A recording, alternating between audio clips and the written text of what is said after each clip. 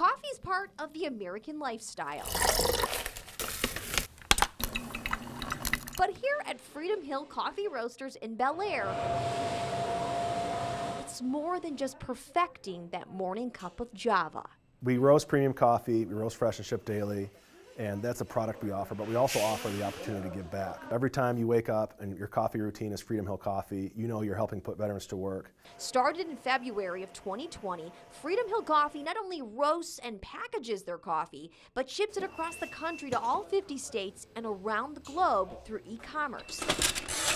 Founder and owner Scott Thomas is a veteran after serving in Iraq in 2005 and wanted the business to be mission-driven. A big part of our mission is having partners in charities, because we are a for-profit business. We're here to sell coffee and roast coffee, but a portion of all proceeds goes to Mission 22. They're based out of the West Coast, but they work at Army bases and posts all over the country with soldiers getting out of the service to connect them with resources to deal with both finding employment and dealing with any traumas or mental health issues they may be experiencing or physical disabilities.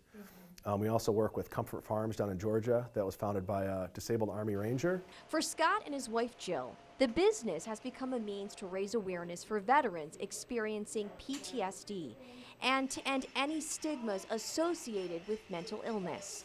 It's a personal story that goes back several years before the idea of Freedom Hill Coffee Roasters started brewing. Our story does go back. We were very young when he was deployed. In our early 20s. In 2001, that was my first year at college. I was an ROTC cadet at Western Michigan, and a lot of the guys were joining the reserve forces ahead of their career, and I joined the Michigan National Guard in 2004 and was then deployed to active duty pretty shortly afterward and did one tour in Iraq.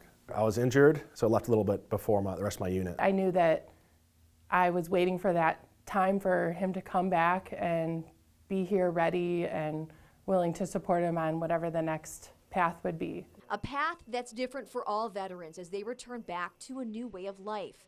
Both Scott and Jill were living in Chicago after Scott returned from Iraq, adjusting to their new way of life. I think that's a pretty common experience a lot of veterans share, and that can lead to isolation. And if you've gone through some traumas or combat or lost friends and not having folks to share that with, in your personal life, you can share, tragedies of life with your family, with your friends.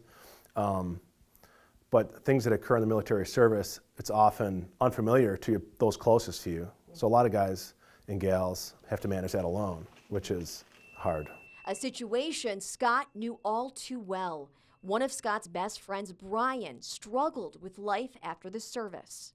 Brian is one of my best friends growing up. He was in a lot of combat in Afghanistan, and that was before mental health was as important as it is now, or it's as easy to talk about as it is now. And when Brian had visited, he and I actually went to counseling together on a couple of times because I was trying to link him up with resources that could help him out. On an early February morning in 2013, Scott got a call that Brian had taken his own life the night before. It was a reality that changed Scott's life forever and lit a fire inside of him. I want veterans to know, and people that are in veterans' lives, to know there's great resources out there. When you're dealing with depression or managing trauma, there's resources out there and people that have been down that road before that can help.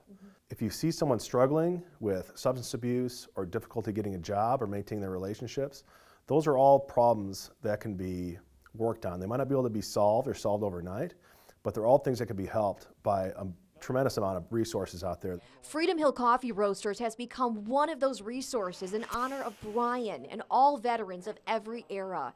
A portion of every sale and coffee subscription goes to putting veterans to work here in Northern Michigan and beyond, and making connections with those currently serving.